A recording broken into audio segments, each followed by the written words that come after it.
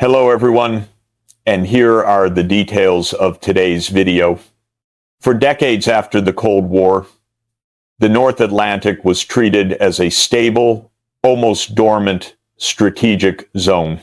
Submarine patrols diminished, tensions receded, and Europe turned its attention toward economic integration rather than maritime threat. Yet the war in Ukraine, combined with a gradual deterioration in NATO-Russia relations, has revived old anxieties. The Arctic and North Atlantic are no longer peripheral. They are central to the emerging patterns of military rivalry and geopolitical insecurity. Britain and Norway understand this shift with unusual clarity. Few nations are as dependent on the integrity of deep-sea infrastructure as these two. Norway's gas pipelines supply a major share of Europe's energy needs, particularly as the continent seeks alternatives to Russian fuel. Britain, meanwhile, sits at the crossroads of a network of undersea cables that carry nearly all of Europe's internet and financial data. When these lines are compromised, markets tremble, communications falter, and the foundations of modern life become disturbingly vulnerable. This vulnerability is not theoretical.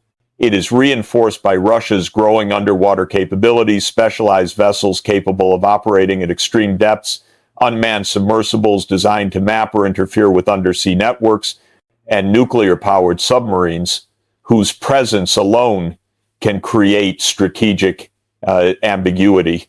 The now infamous Nord Stream incident demonstrated that Europe's seabed infrastructure is not only exposed, but also difficult to defend or attribute in moments of crisis. In this context, Britain and Norway's decision to formalize surveillance cooperation is a recognition that the contest for security has moved into new domains where deterrence is subtle, detection is complex, and accidents can escalate quickly.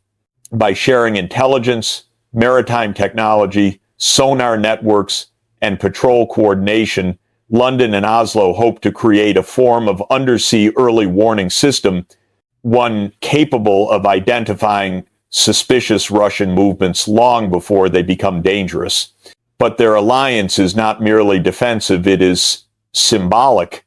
It signals that NATO's northern flank is solidifying, that Europe's maritime democracies are prepared to take responsibility for the guardianship of their seas, and that Russia's presence in the Arctic and North Atlantic will not go unobserved.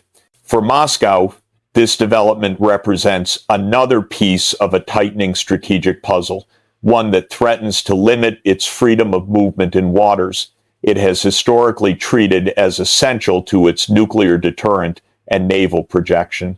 The formation of this alliance reflects a broader truth of contemporary geopolitics. Conflict today rarely announces itself through dramatic battles. It unfolds instead through pressure on infrastructure, probing of vulnerabilities, and psychological signaling beneath the threshold of war. Britain and Norway are not preparing for open conflict with Russia. They are preparing for an era in which security is defined by resilience, vigilance, and the capacity to detect threats before they trigger catastrophe. In these cold, dark waters, the stakes are not simply military. They concern the connectivity, energy, sovereignty, and digital life of an entire continent. That is why this new alliance matters and why the world is paying attention. Beneath the calm surface of the North Atlantic lies an unseen architecture more vital to modern civilization than most citizens ever realize. Hundreds of fiber optic cables and thousands of kilometers of natural gas pipelines thread across the ocean floor, carrying the energy, data, and financial flows that sustain Europe's daily life. In peacetime, these systems are invisible. In crisis, they become the most vulnerable arteries of the global economy. It is here in the silent pressurized depths that Russia's submarine presence becomes strategically consequential. Russian submarines are not merely naval vessels. They are instruments of hybrid power. Some are designed to carry missiles, but others, less publicized, more ominous, are outfitted for deep-sea operations. These specialized platforms, including Russia's Gugi fleet, can dive deeper than traditional submarines and deploy unmanned underwater drones capable of interacting with surveying or potentially damaging seabed infrastructure. For Britain and Norway, this capability is not hypothetical. Their dependence on undersea systems is absolute. Norway's pipelines supply Europe with roughly a quarter of its natural gas, even larger share after the disruption of Russian energy exports. Any interference with these arteries could destabilize energy markets, cause economic paralysis, or trigger political panic across the continent. But the stakes are even higher with undersea cables. Nearly 99% of transcontinental internet and financial data travels through fiber optic lines, lying just a few centimeters beneath the seabed. These cables are not heavily fortified. They were engineered for a pre-conflict world. A single, well-placed disruption could sever digital connectivity between Europe and North America, distort financial markets, interrupt military communications, or sow confusion during a crisis. Russia understands this vulnerability. It knows that the West's economic strength depends not only on military hardware, but on the seamless functioning of energy and information systems. And because submarine operations occur far from public scrutiny, they offer Moscow a shadowed domain in which to exert pressure without crossing the formal threshold of war. In this sense, Russian submarine activity is a form of strategic signaling. By operating near critical pipelines or cable routes, Moscow demonstrates that it possesses both the capability and the willingness to threaten these lifelines if provoked. This does not mean that Russia intends to sabotage them outright. In fact, doing so would risk severe escalation. But the mere possibility, combined with plausible deniability, creates a powerful deterrent against Western actions that might threaten Moscow's core interests. For Britain and Norway, the danger lies not only in Russia's technical capabilities, but in the ambiguity of its intentions. Submarines can approach infrastructure without revealing their purpose. They can map, observe, test, or simply lurk in a domain where misinterpretation can spark escalation. Uncertainty becomes a weapon. This is why both London and Oslo view the underwater environment not as a peripheral theater, but as a central front in the new era of strategic rivalry. The pipelines and cables crisscrossing the North Atlantic are the hidden lifelines of Europe, and it is precisely their invisibility that makes them so vulnerable. Russia knows this, Britain and Norway know this, and as submarine activity intensifies, the contest for control of these silent systems will shape not only regional security, but the stability of Europe's digital and energy future. Russia's response to Britain and Norway's anti-submarine cooperation is unlikely to take the form of open confrontation. Moscow understands that a direct clash with NATO in the North Atlantic would carry extraordinary risks. Instead, Russia's counter-strategy operates in the shadows through calibrated signals, ambiguous movements, and capabilities designed to remind Europe of its deep-sea vulnerabilities. It is a form of deterrence that relies not on declarations, but on presence. Russian naval doctrine has long emphasized the strategic importance of the Northern Fleet. Its submarines are stationed in the Arctic, positioned near deep ocean channels that provide quiet, stealthy access to the North Atlantic. These waters allow Russian vessels to slip undetected into zones where NATO's communication cables, sensors, and pipelines converge. By simply being there, Russia alters the calculus of Western security planners. One of Moscow's most potent tools is ambiguity. A Russian submarine operating near a cable or pipeline may not necessarily be preparing sabotage. It may be mapping, collecting acoustic signatures, testing Western detection systems, or signaling technological prowess. But because the intent is unknowable, the act itself becomes a form of psychological pressure. Britain and Norway must react, must heighten readiness, must invest in surveillance even if no hostile action occurs. Ambiguity drains resources, stretches defenses, and increases the risk of misjudgment. Moscow's strategy includes a range of potential activities, each designed to create uncertainty. Deep sea mapping of cable routes and energy pipelines, deploying unmanned underwater vehicles capable of operating at extreme depths, switching off transponders, making vessels invisible to detection systems, approaching NATO submarines to test response times, shadowing Allied vessels to signal presence without engagement. These actions, although not overtly aggressive, communicate a clear message. Russia retains the ability to strike the West's critical infrastructure if provoked. It is not a threat made through public speeches, but through silent maneuvers in dark waters. At the heart of Moscow's strategy is a belief that deterrence must be multidimensional.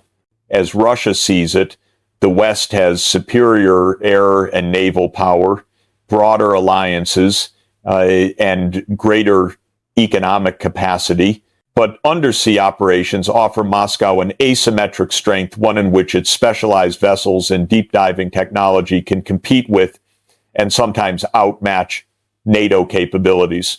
Russia's leadership also understands that the North Atlantic is a domain where plausible deniability is exceptionally strong. If a cable is severed or a pipeline disrupted, attribution is difficult. Nature, accident, or hostile action, each explanation remains possible. This uncertainty allows Moscow to project power without crossing the explicit red lines that would trigger a military crisis. Yet this very ambiguity is what makes the contest so dangerous.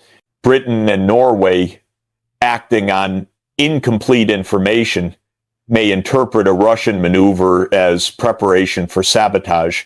Russia, observing increased NATO surveillance, may conclude that its own assets are under threat. In such an environment, miscalculation becomes the greatest enemy. Thus, Russia's counter-strategy is neither reckless nor benign. It is a careful balancing act, assertive enough to deter, subtle enough to avoid escalation. But in the opaque world of undersea competition, even subtle signals can destabilize. And as both sides tighten their grip on the North Atlantic, the waters grow colder not only in temperature but in trust. Beneath the North Atlantic lies an arena where the greatest danger is not intention but misinterpretation. In the opaque world of undersea operations where submarines glide silently and sensors capture only fragments of reality, the margin for error narrows dangerously. It is within this environment that Britain, Norway, and Russia now maneuver, each convinced of the defensive nature of their actions, yet each perceiving the other's movements as potential threats. The risk is not of deliberate war, but of accidental escalation. The fundamental challenge is that underwater spaces lack the transparency that characterizes air and land operations. There are no satellites providing real-time images, no clear radar signatures, no radio exchanges to clarify intent, Submarines operate in an acoustic fog, relying on sonar echoes and uncertain patterns. A vessel approaching a cable may be surveying, drifting, or preparing for sabotage.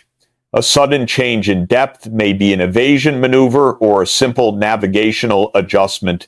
These ambiguities force adversaries to assume the worst, especially when vital infrastructure is at stake. For Britain and Norway, whose pipelines and communications cables form the backbone of Europe's economic life, any unidentified submarine presence near their infrastructure triggers immediate alarm. A Russian vessel detected too close to a gas conduit or a fiber optic line could prompt defensive responses, accelerated patrol deployments, sonar pings, or even warning maneuvers. Yet each of these reactions carries its own risks. A warning ping may be interpreted by Russia as harassment. A defensive approach may be seen as provocation. Russia, for its part, views NATO's expanding surveillance as encroachment on its freedom of movement. Moscow interprets intensified patrols and integrated British-Norwegian operations as signs of a tightening containment strategy. If a NATO vessel shadows a Russian submarine too aggressively, Moscow may respond with a maneuver meant to assert its rights, one that inadvertently increases the chances of collision, entanglement, or confrontation. This dynamic resembles a geopolitical version of underwater blindfold chess. Each side plays not only with incomplete information, but with heightened fear of strategic vulnerability. The stakes are immense. A damaged pipeline could trigger economic panic. A severed cable could disrupt banking transactions across continents. A misinterpreted maneuver could bring nuclear-armed states into a crisis spiral. The lessons of the Nord Stream explosion weigh heavily in this context. The incident demonstrated how quickly sabotage, whether proven or merely suspected, can reshape geopolitical narratives and heighten distrust. In a world where attribution is difficult and speculation travels faster than facts, any disruption to subsea infrastructure could ignite diplomatic confrontation long before evidence emerges. Moreover, the very technologies that increase surveillance also increase risk.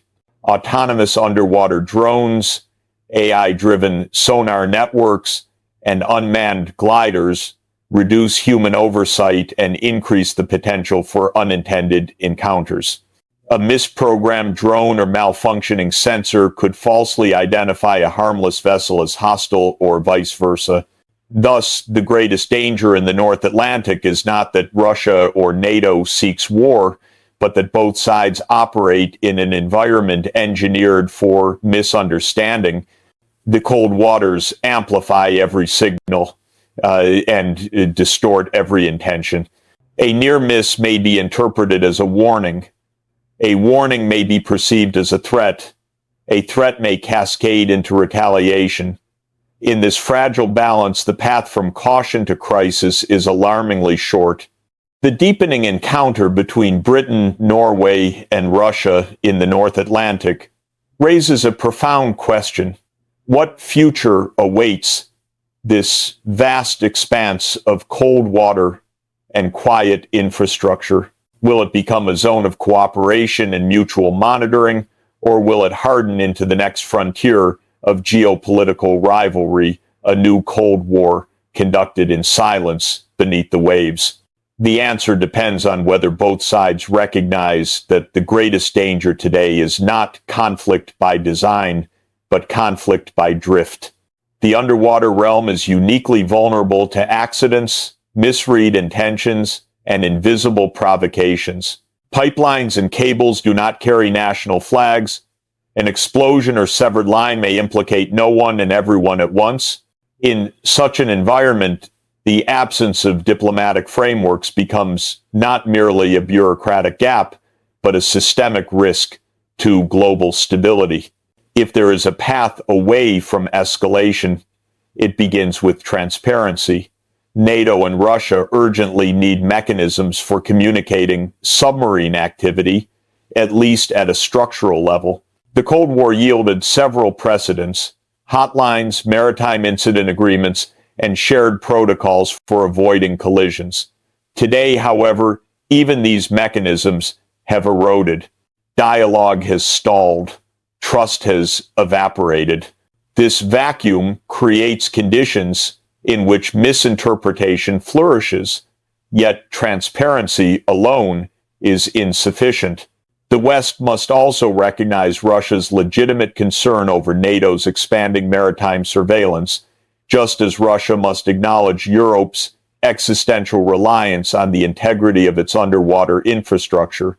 A framework that reduces fear on both sides, perhaps through monitored exclusion zones around critical pipelines or shared reporting on repair operations, could serve as a stabilizing foundation. Still, the political climate is unforgiving. The war in Ukraine has poisoned channels of communication. Russia sees NATO's coordination in the North Atlantic as encirclement. NATO sees Russia's submarine patrols as coercion. Both narratives contain elements of truth, which is precisely why diplomacy is difficult but indispensable. Only by accepting the other side's perspective can mutually reinforcing fears be replaced with mutually recognized boundaries. The alternative, a continued slide into strategic hostility, would be catastrophic. If the North Atlantic becomes a theater of constant suspicion, the world risks inheriting a new era in which economic lifelines are perpetually at risk, and where the testing of vulnerabilities replaces cooperation.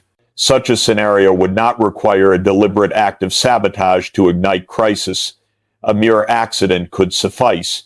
Yet even in this bleak landscape, there remains a narrow but vital space for constructive action. Europe can invest in resilient infrastructure, more redundant cable routes, hardened pipelines, automated repair systems, and real-time detection networks. Russia, too, stands to gain from stability. Its Arctic economy and energy exports depend on secure sea lanes. Both sides ultimately benefit from preventing the underwater world from becoming an arena where miscalculation is inevitable. The oceans, after all, do not belong to any nation.